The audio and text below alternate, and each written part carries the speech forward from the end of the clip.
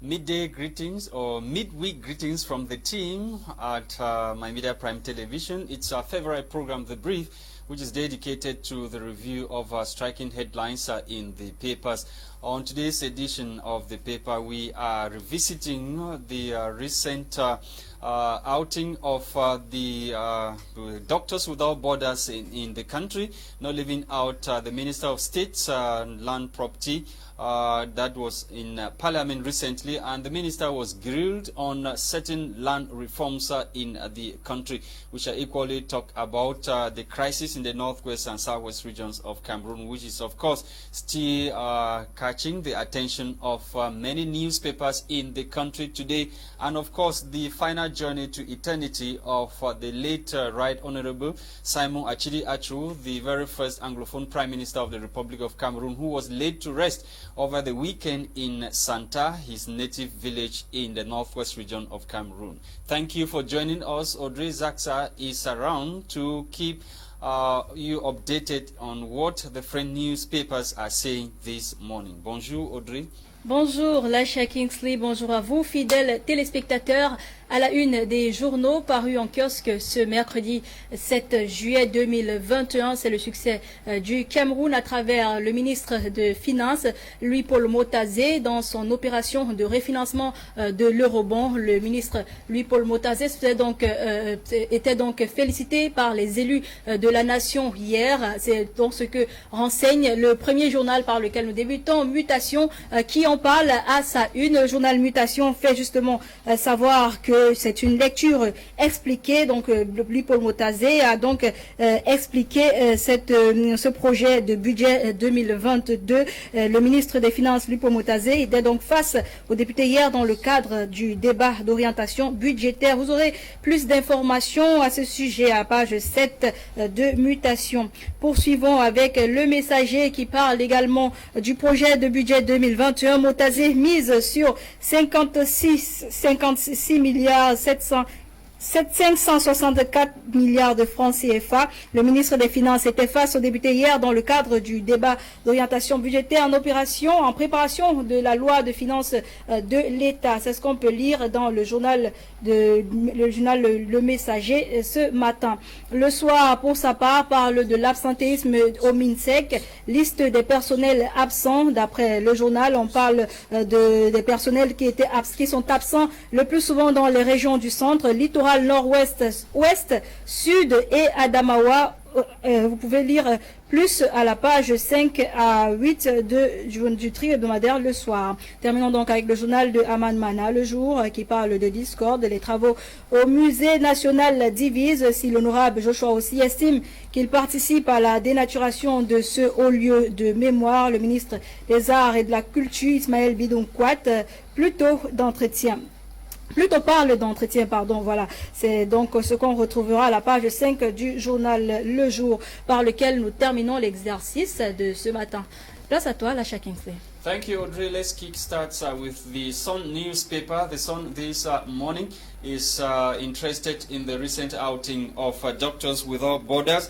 The international NGO is saying that, or is rejecting government's allegations of collaborating with separatist fighters in the northwest region of Cameroon. Doctors Without Borders rejects government's allegations, says keeping in touch with the armed groups shouldn't be equated to collusion. The set release, which was issued recently after the government of Cameroon had earlier accused the set international NGO of sponsoring terrorism in the northwest region of Cameroon. The international NGO Doctors Without Borders was banned, or their activities was banned in northwest region of Cameroon last December. That was December 2020 by the governor of the northwest region of the country, Adolphe Lele Lafrique. Let's stay with the Sun newspaper to talk about the first 3 biometric passports that have been handed over to the applicants. The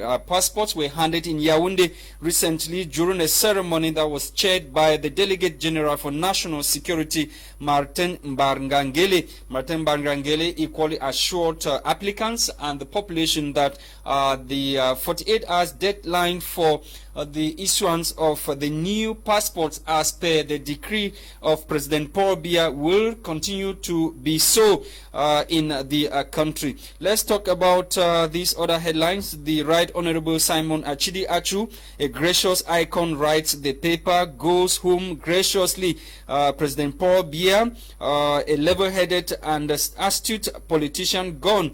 That's how President Paul Biya and wife Shanta Biya described the late Right Honorable Simon Achidi Achu during the funeral ceremony of the state burial that was given the statesman in Santa. That was over the weekend in the Santa subdivision, Bamenda, in the northwest region of Cameroon. Let's continue with the media newspaper, which is also interested in the state funeral of late Right Honorable Simon Achidi Achu. The paper writes that befitting farewell to a trusted ally, Biya scratches Achidi Achu's back at death, decrees a state funeral for the fallen senior statesman and author of Politics, Nanjangi. You scratch my back, I scratch your back. Details about the funeral ceremony that was attended by a host of dignitaries stemming from traditional rulers,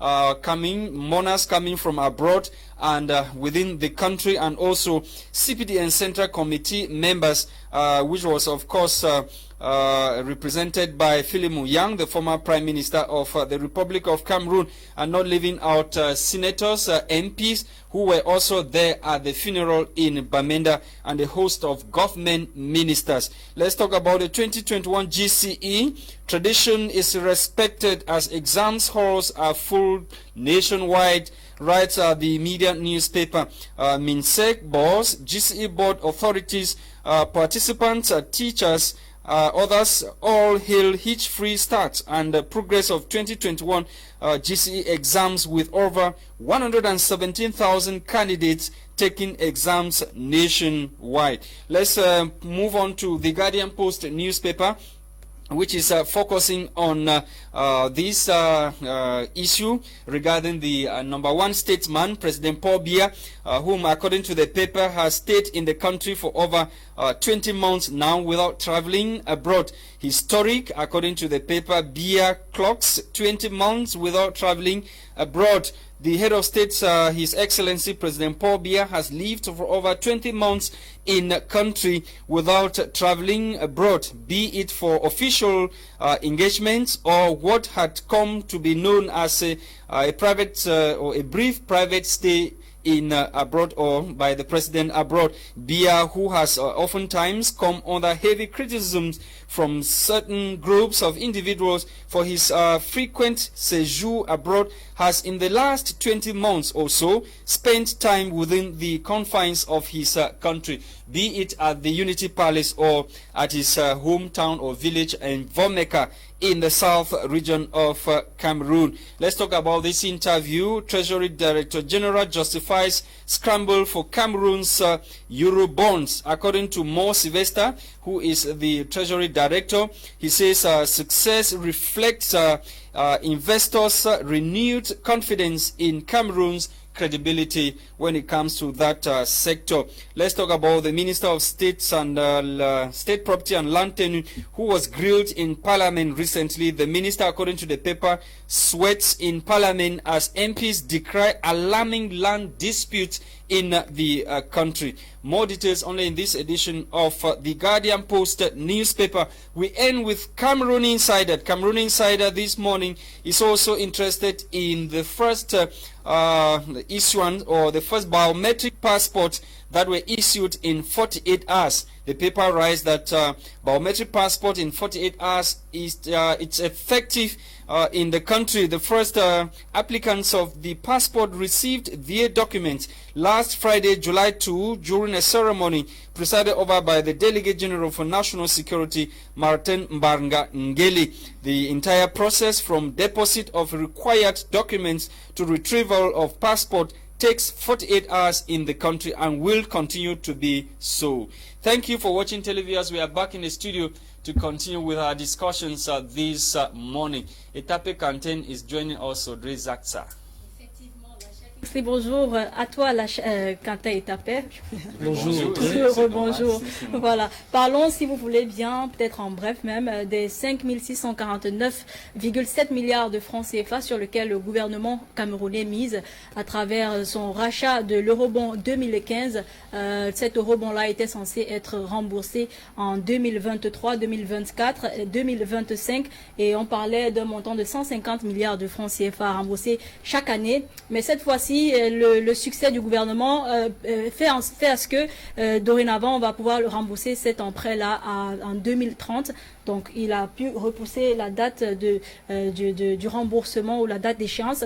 Alors j'ai envie de savoir, est-ce que c'est une bonne chose, parce qu'il y a beaucoup de personnes qui apprécient l'initiative, mais les analystes financiers pensent que on rentre dans une dette encore plus profonde, étant donné que l'eurobond, on parle de la monnaie étrangère et c'est pas la monnaie camerounaise.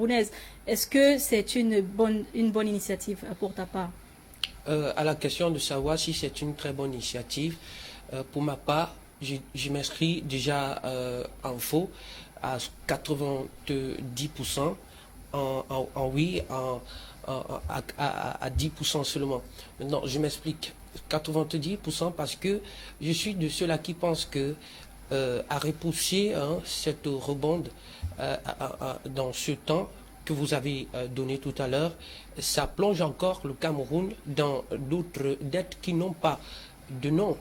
Voyez-vous, la monnaie étrangère qui est très élevée, ça pourrait avoir un impact dans l'économie du pays. Figurez-vous un seul instant, si vous faites le prêt d'un montant quelconque, et puis la monnaie de l'autre côté ne vous permet pas, ne vous êtes pas favorable à rembourser mais quand on regarde la conjoncture actuelle, est-ce que, je ne sais pas, est-ce qu'on peut dire que quelque part ça nous sauve?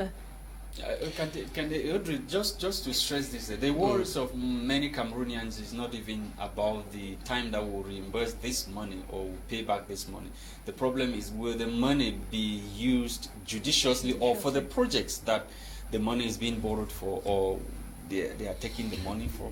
Justement, le problème ne devrait même pas se résider sur le remboursement de cette dette, mais c'est sur comment est-ce que cet argent a été utilisé. Est-ce que les problèmes pour lesquels cet argent a été emprunté sont résolus? C'est là la véritable question aujourd'hui, Madame Audrey. Voyez-vous, lorsque vous faites un zoom dans les routes nationales, vous verrez qu'il y a des problèmes à résoudre. La preuve en est que des accidents ne manquent pas. Les accidents ne manquent pas. Maintenant, qu'est-ce qu'il faut donc faire? Si on a emprunté une somme, on doit penser à la rénovation de la route. Vous voyez, les nids de poules qui sont toujours présents, des bourbiers qui s'observent au niveau des périphériques, ce qui ne permet pas le développement économique dans l'étendue du territoire national. Pour ne pas parler des périphériques, tout le monde sait quel patrimoine il y a dans ces zones-là. Le patrimoine agrico-culturel, tout le monde sait, s'il n'y a pas de route, comment est-ce que la population de ces parties-là pourrait, n'est-ce pas, s'en sortir à écouler sa marchandise? Maintenant, c'est un réel problème.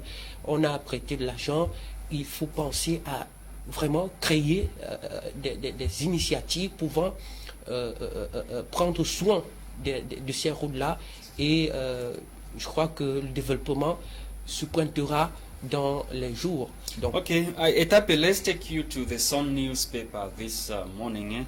The Sun newspaper talking about Doctors Without Borders that said international NGO, a French international NGO, is rejecting government's allegations of trying to sponsor terrorism in the northwest region of the country.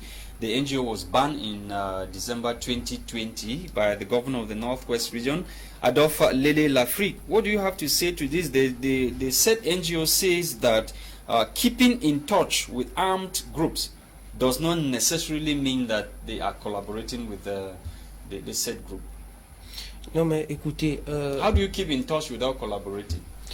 Écoute, voilà, vous me permettez, mademoiselle Oui, bien Audrey, sûr. voilà, voici, je pense que c'est une question très intéressante. Eh bien, comme c'est très intéressant, il faudrait aussi apporter des arguments convaincants pour édifier une fois de plus les téléspectateurs qui nous écoutent. Mais maintenant, face à cette situation, pour ma part, il est temps qu'on cesse de chercher la poux ou bien les poux sur la tête, là où il ne fallait pas.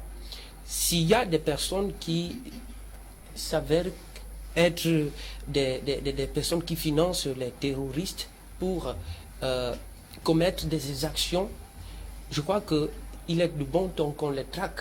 Maintenant, vous ne pouvez pas me dire que...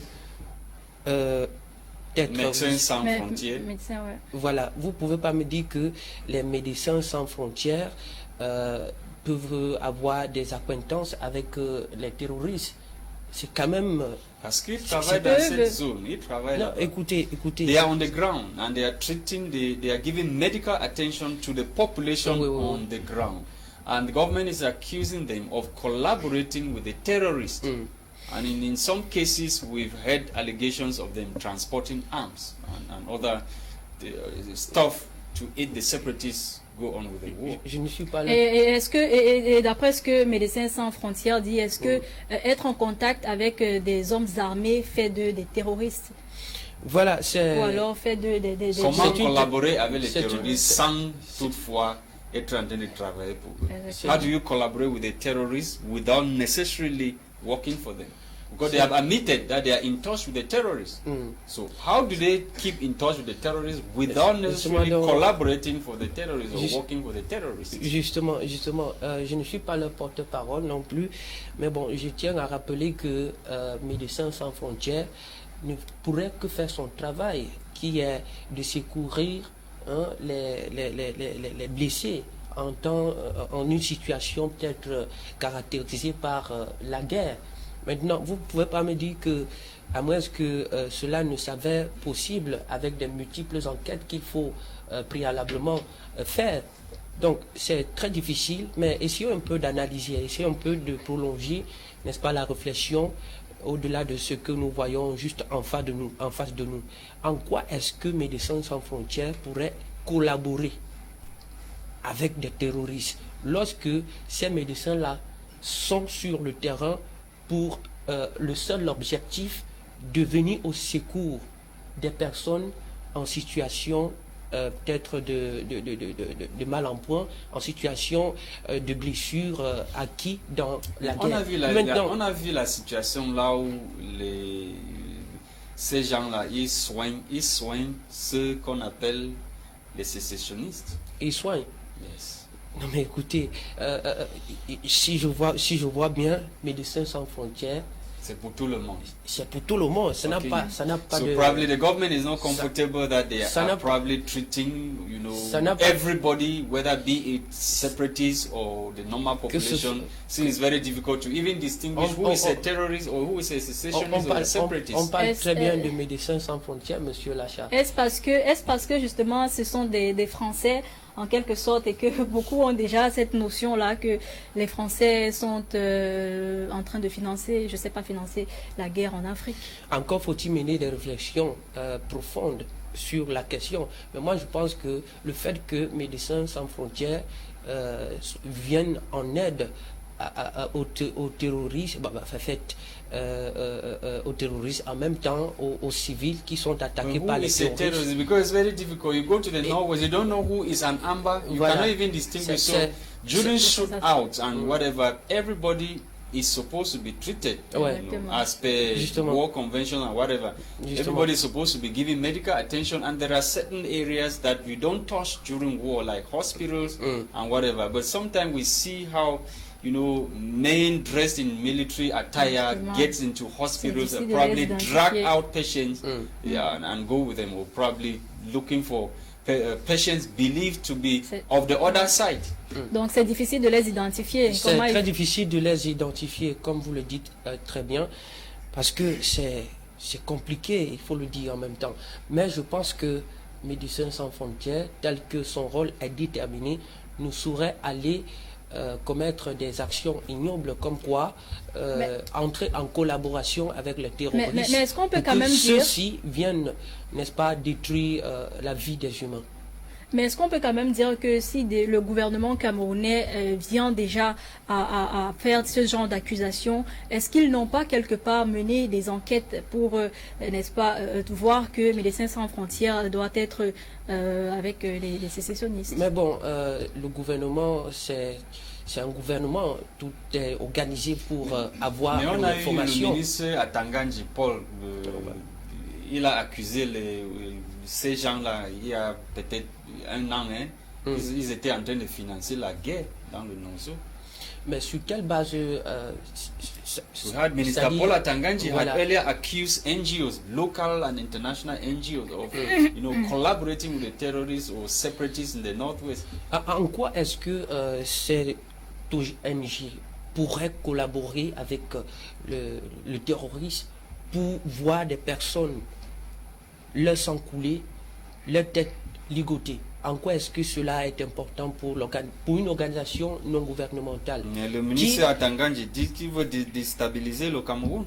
Moi, je pense que ce serait un peu de temps pour nous exagérer, pour nous de ne pas prendre d'abord du recul et essayer d'analyser un tout petit peu, comme quoi aller sur le terrain, faire une enquête, mener une enquête sérieuse pour voir, n'est-ce pas, la vérité, pour voir la réalité sur le terrain avant de porter une communication quelconque sur la question. Moi, je pense que c'est très important.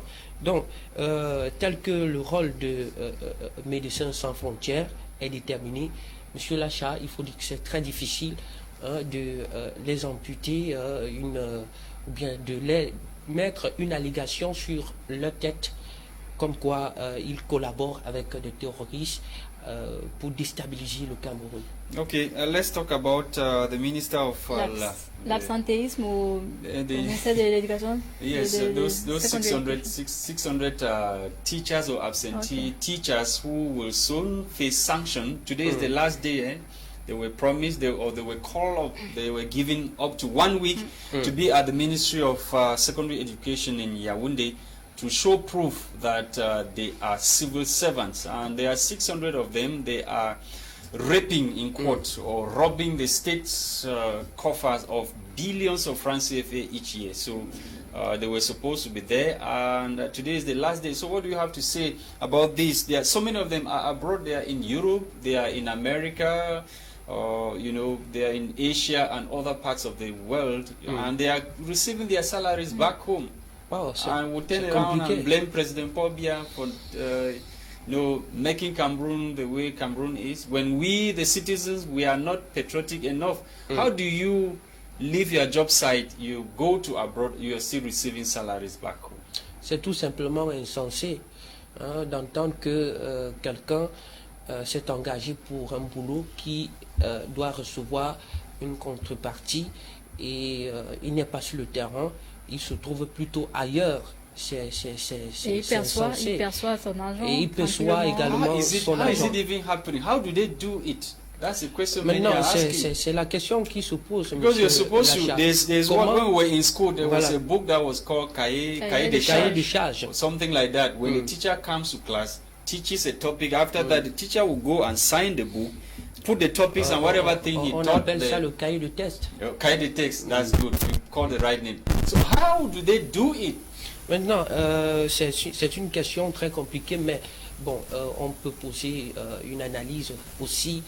Don't you think it's with the complicity of the same authorities who are decrying these lapses in the secondary education sector? Ça peut justement être une complicité with the principals, the regional delegates. Voilà, ça peut être un réseau, vous comprenez, un réseau qui est bien huilé, qui est bien établi, où on peut être à même de voir des personnes qui, malgré sont absents dans leur lieu de service, perçoivent toujours leur salaire. Et je tiens à vous rappeler que ce n'est pas sans ignorer que cet agent peut être départager C'est entre des ces milliards. personnes. Ce sont Il y a des, les autres sont anciens des qu'on pouvait milliards. recruter. Les Qu'on gens pouvait qui sont au recruter. Mais quartier, maintenant, on pouvait les recruter. il faudrait qu'on frappe la main sur la table et qu'on dise stop à ce genre de pratique parce que, comme vous le soulignez si bien, il y a des enseignants au Cameroun qui ont besoin tout simplement d'être recrutés. Ils ont été formés,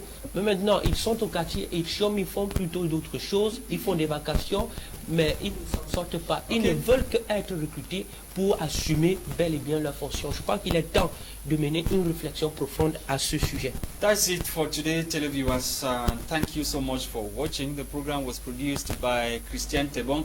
For presentation, we've been Audrey Zaksa and myself, Lasha Kingsley. See you tomorrow for yet another edition of What the Papers Must Have Said. Bye-bye.